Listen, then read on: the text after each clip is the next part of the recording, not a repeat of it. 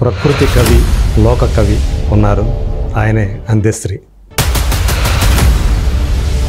June 2వ తేదీ తెలంగాణ రాష్ట్ర గీతంగా అంకితం పొందిన రోజు.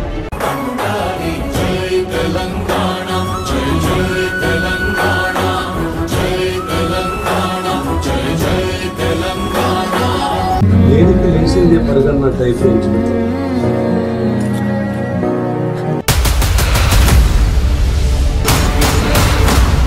మీ మీద మిట్టపల్లి సురేందర్ తెలంగాణ కవి, తను కూడా.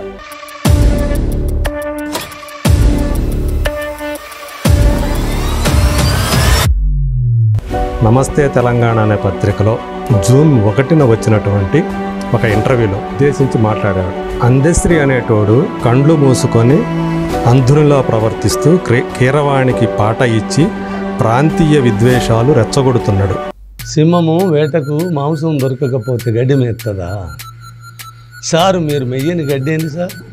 వచ్చి నన్ను పాటను బుచ్చమడుకున్నోళ్ళు నన్ను బుచ్చగాని చేసి చూస్తా అంటే నాకు ఎట్లుంటుంది సార్? మీరు అంటే కాసుల కోసం కవిత్వం ఎప్పుడు రాయలేదు కదా, కానీ మీకు కాసులు అనేవి ఎక్కడి నుంచి వస్తున్నాయి? పైసే లేకపోతే ఇక్కడ పైసే పరమాత్మ అన్ననాడు, పైసే సర్వమన్ననాడు, రూపాయే ఈ ప్రపంచానికి రూపమన్ననాడు. మీ లక్ష్మీదేవిని గాడిదను చేసి నా ఇంటి ముందట కట్టేస్తా అని చెప్పిన సార్ నేను. ధన్యవాదాలు.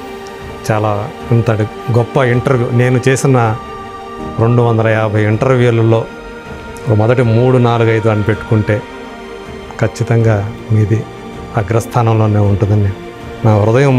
ఎలా మీకు ధన్యవాదాలు చెప్పుకోవాలో తెలియట్లేదు నాకు. Thank you sir. తెలంగాణ మనిషికి, తెలంగాణ ఉద్యమానికి సదా శరణాగతి, శరణాగతి, శరణాగతి.